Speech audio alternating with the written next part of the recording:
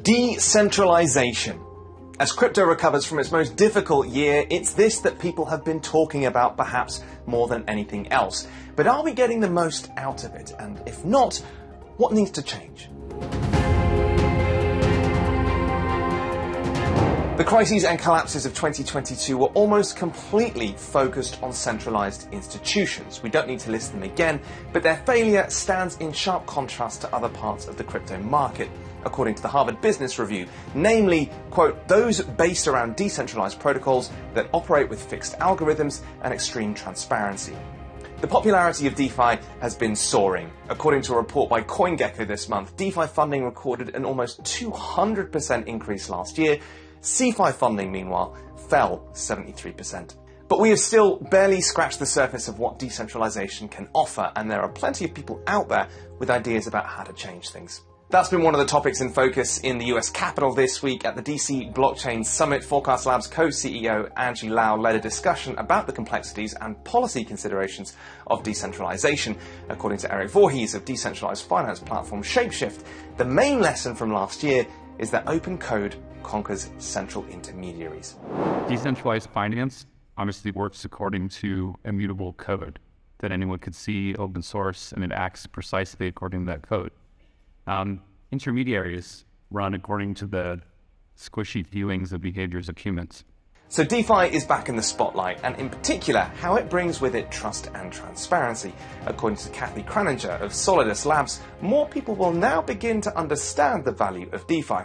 We get best practices, and as you have truly decentralized rails, people will see the value and understand that better. But I think part of it is a communication challenge and so much noise that is out there that is frankly confusing to average people. Jonathan Jachim of crypto exchange Kraken, meanwhile, says the traditional financial system has numerous disadvantages compared to DeFi. I spent a lot of my career in traditional markets. You see things that are clunky, processes that are inefficient, costly, and you see the real power of not just blockchain technology, but DeFi as a key driver to really improve the way our society functions and our financial markets function.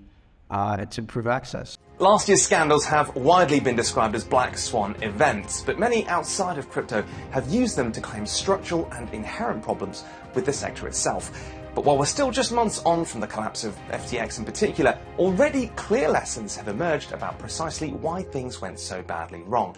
I think observers made the mistake of assigning these headlines to cryptocurrency broadly, when nearly every single disaster was a disaster of centralized intermediaries, and really had nothing to do with the specific technologies that are the reasons we're all here.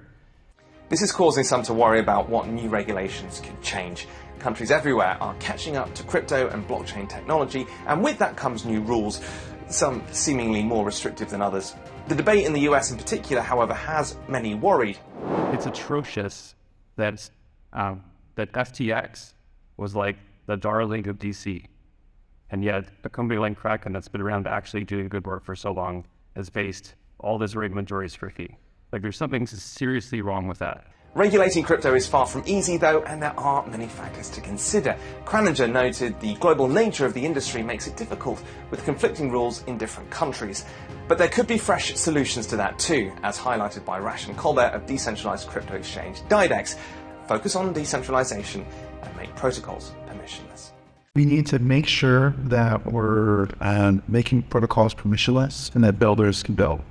I think there are secondary things that we can do to keep people safe on top of that, but if we're infringing upon speech and the ability for people to innovate, then we're going nowhere fast.